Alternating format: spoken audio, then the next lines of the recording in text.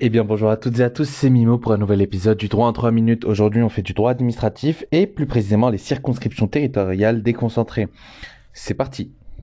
Alors déjà ça va être un épisode un peu plus long que d'habitude parce qu'on va voir plusieurs choses et ça peut pas être divisé en deux parties. C'est parti. Alors déjà, certaines divisions territoriales de la France peuvent accueillir simultanément une administration déconcentrée et une collectivité territoriale. Lorsqu'elles accueillent une administration déconcentrée, elles sont de simples divisions géographiques de l'État, sans personnalité juridique. Tel est le cas du département et de la région. Trois autres circonscriptions déconcentrées infradépartementales jouent également ce rôle. Il s'agit de l'arrondissement, du canton et de la commune. Alors tout d'abord le département, à partir du décret du 7 mai 2015 portant charte de la déconcentration, dispose que le département est l'échelon territorial de droit commun de mise en œuvre des politiques publiques.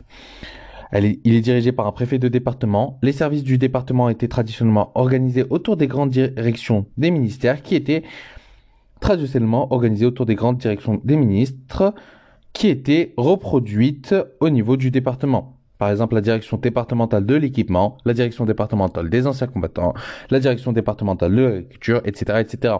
La volonté de rationaliser l'organisation des départements dans le cadre de la défunte révision générale des politiques publiques engagée en 2007, remplacée en 2012 par la modernisation de l'action publique, remplacée en son tour par le programme Action publique 2022, qui a conduit à la suite une série de décrets à une nouvelle organisation. Les différentes directions départementales étaient regroupées ou fusionnées. Alors il y a eu la direction départementale des territoires et de la mer sur le littoral, regroupant la direction de l'équipement, l'agriculture et la forêt sur les affaires maritimes sur le littoral. On a aussi la direction départementale de la protection des populations qui regroupe la direction des services vétérinaires et de l'administration de la concurrence ainsi que la consommation et des répressions des fraudes. Et enfin la direction départementale chargée de la cohésion sociale. Concernant la région est une circonscription administrative de l'État qui est dirigée par le préfet de région. Généralement, la préfecture est située au chef-lieu de la région, alors que la région, en tant que collectivité territoriale, ne peut exercer une tutelle sur les départements ou les communes. Les préfets de région ont sous leur autorité les préfets de département.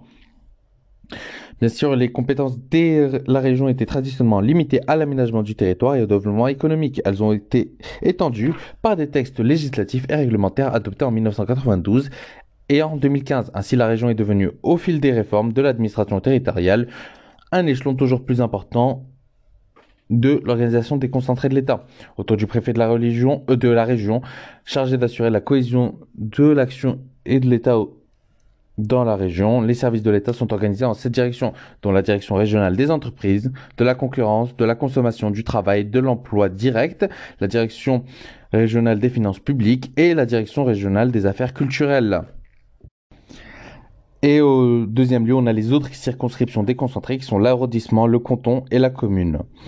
L'arrondissement est l'héritier des districts créés en 1790. Il est une subdivision du département et constitue un échelon local de l'administration déconcentrée de l'État.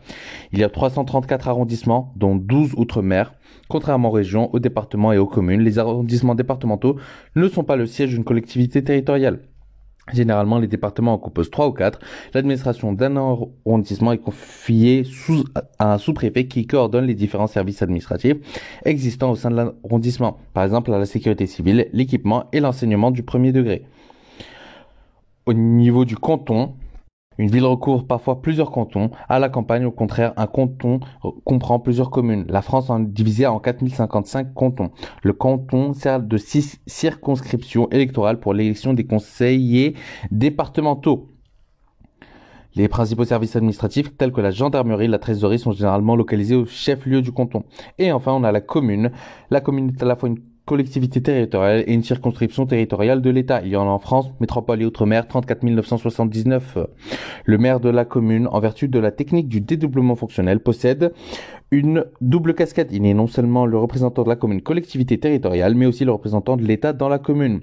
Bien sûr, sous l'autorité du préfet, il assure plusieurs fonctions, parmi lesquelles la publication et l'exécution des lois et règlements, l'organisation des élections, l'ordre public local, et dans le cadre des compétences de police spécialisées, il délivre des autorisations d'urbanisme au nom de l'État, lorsque la commune est dépourvue de plan local d'urbanisme.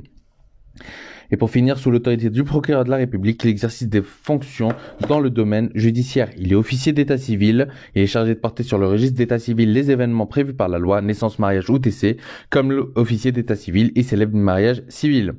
Et enfin, il est officier de police judiciaire. À ce titre, il peut, sur les instructions du procureur de la République ou du juge de l'instruction, être amené à diligenter des enquêtes sur la personnalité des personnes poursuivies, ainsi que leur situation matérielle, familiale ou sociale.